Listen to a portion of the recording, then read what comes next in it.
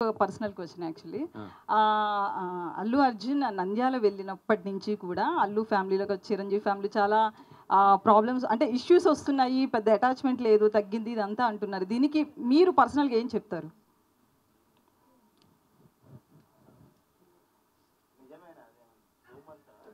అంటే ఇందాక ఒక దానికి మీరు క్లారిటీ ఇచ్చారు కదా, అదంతా రూమర్ అని చెప్పి గడ్డం గురించి. సో ఇది కూడా అట్లేదనా, రూమరా లేకపోతే నిజంగా ఉందా? ఇప్పుడు కొన్ని సందర్భాల్లో ఒక ఫ్యామిలీలో కొన్ని సిచ్యువేషన్స్ వస్తాయి. బట్ మోర్ దాన్ ఎనీథింగ్ వాళ్ళ మధ్యలో ఉన్న రిలేషన్స్ కానీ, వాళ్ళ ఫ్యామిలీలో జరిగిన సిచ్యువేషన్స్ కానీ ఇవన్నీ 20 ఇయర్స్ నుంచి చూస్తూనే ఉన్నాను నేను. చిరంజీవి గారు ఎప్పుడూ కూడా ఒక ఫ్యామిలీ కలిసి ఉండాలి. ఎందుకంటే ఇప్పుడు ఆయన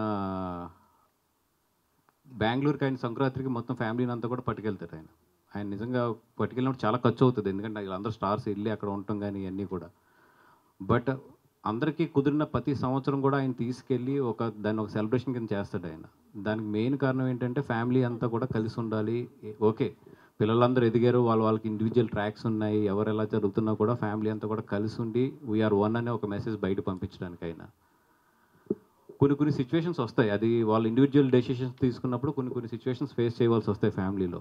అంత మాత్రాన ఇప్పుడున్న ఏదో తాత్కాలిక ఎమోషన్స్ వీటిని తీసుకుని ఈ మెగా ఫ్యామిలీ అనే దాన్ని ఇక్కడ ఈ present situation point of view చూడటం అనేది నాకు ఎందుకో పెద్ద తెలివైన డెసిషన్ అనుకోను.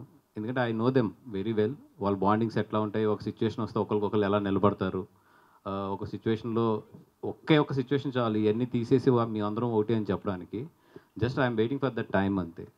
బట్ మీ అందరం కోరుకునేది ఒకటి ఏంటంటే, వాళ్ళని చిన్నప్పటి నుంచి చూసాం కాబట్టి ఫ్యామిలీని అందరినీ కూడా మేము అందరం కోరుకునేది ఏంటంటే ఈ ఫ్యామిలీ ఎప్పుడు బాగుండాలి, బాగుంటుంది కూడా. ఇవన్నీ జస్ట్ పాసింగ్ క్లౌడ్స్ అంతే.